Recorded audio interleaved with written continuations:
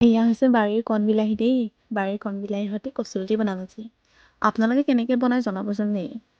আৰু অসমত আছোঁ যিহেতু চবে কচুলতি কৈছেগৈ ন, আমি কচুলতি বুলিয়ে কওঁ।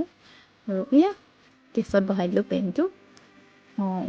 তেল আপোনালোকৰ যিমান আপোনালোকে খায় সিমানখিনি দিব। এয়া অভেনটো দেখাইছোঁ, নতুনকৈ আহিছে মানে আজিয়ে ডেলিভাৰ হ'ল।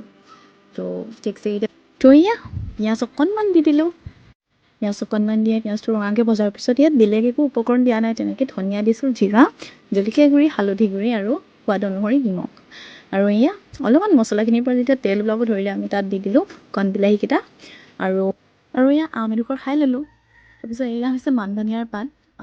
যিহেতু এতিয়া ধনিয়া নাই, মান ধনিয়াৰ পাত কেইখিলামান কাটি ল'লোঁ যাতে কচু হৈ যোৱাৰ পিছত কচুলতিখিনি হৈ যোৱাৰ পিছত তাৰ ওপৰত এনেই গাৰ্নিছ কৰিবলৈ। তো এয়া কেঁচা জলকীয়া কেইটামান কাটি দিলোঁ। মানে কিমান টেষ্টি হৈছিল খাবলৈ মই আপোনালোকক বুজাব নোৱাৰিম।